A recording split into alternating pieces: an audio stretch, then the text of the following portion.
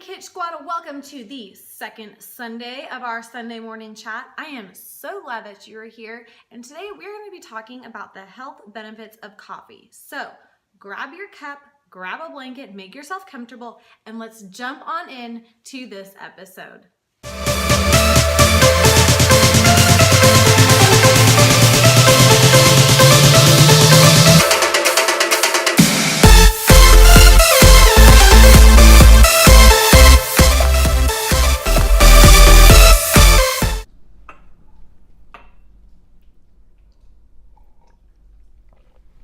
Hey guys, welcome back for our second Sunday morning chat episode. Thank you so much for joining me today.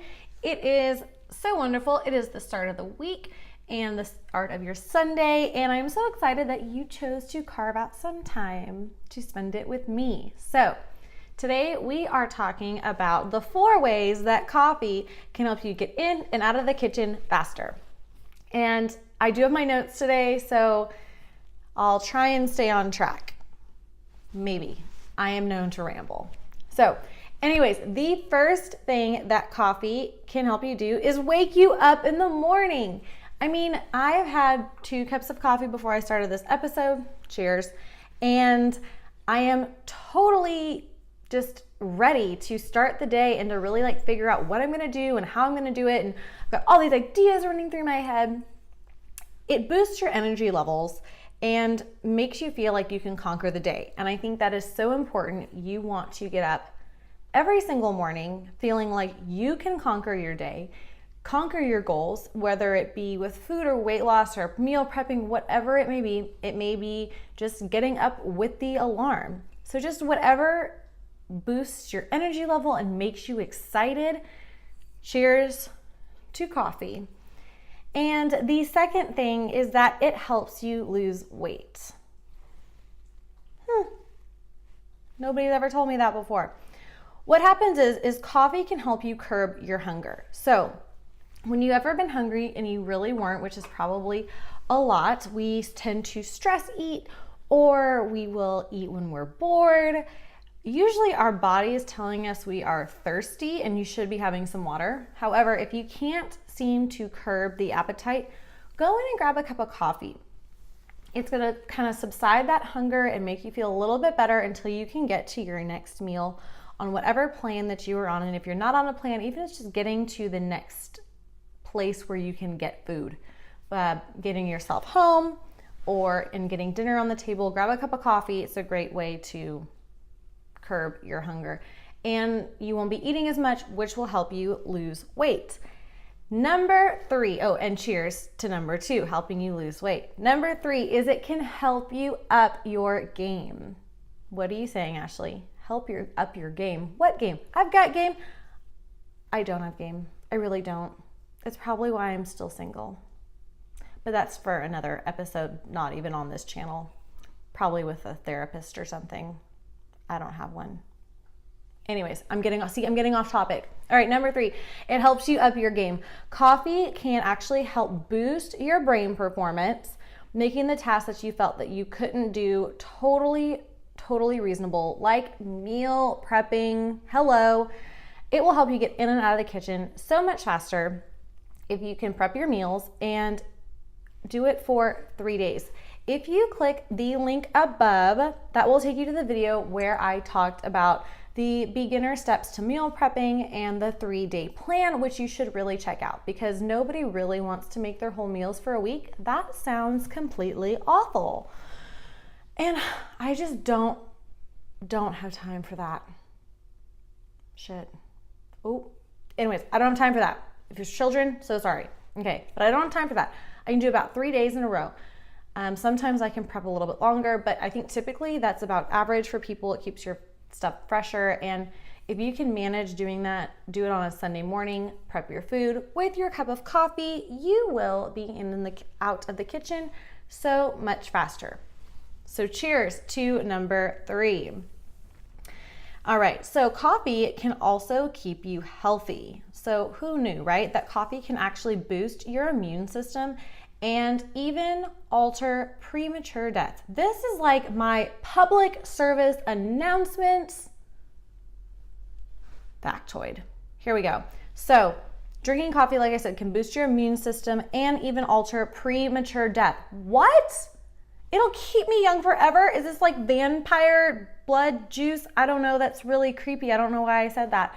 However, is it something that like can keep you feeling better longer? That's what they say. I guess when you drink a lot of coffee, or the average amount they say is about 2 cups per day, it will help you bring in antioxidants to help fight off all that bad junk that could be circling around in your body. The other really, really interesting fact that I learned about coffee when I was prepping for this episode is that if you drink a reasonable amount of coffee, which they say is about 2 cups per day, it can lower depression and suicide by 50%.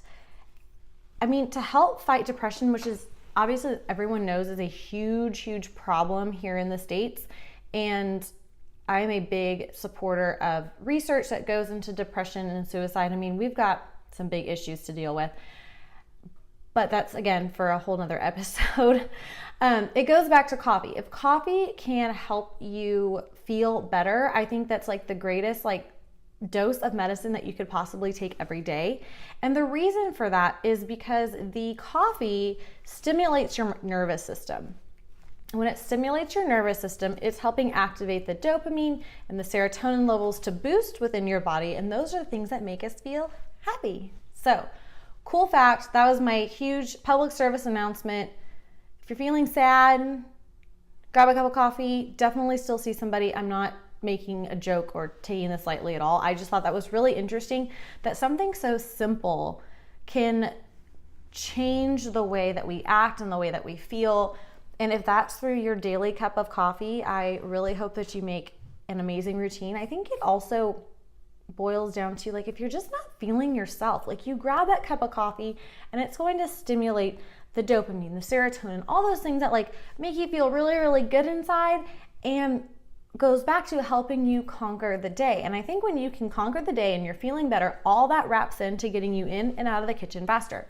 You probably think why is she telling me these things? Some of these things do not directly correlate, and they don't necessarily, but they do correlate in the sense that when you have your cup of coffee, you're boosting your energy, you are making your brain feel smarter, even if it's just for a little bit. It's helping curbing your hunger. So if you are trying to figure out how much you're eating and dealing with portion control, it's a great way to do that. It also is a wonderful little pick-me-up at 3 o'clock in the afternoon when your boss is on you and all you want to do is get under your desk and take a nap. That 3 o'clock slump is killer for me because I'm up at 5 a.m.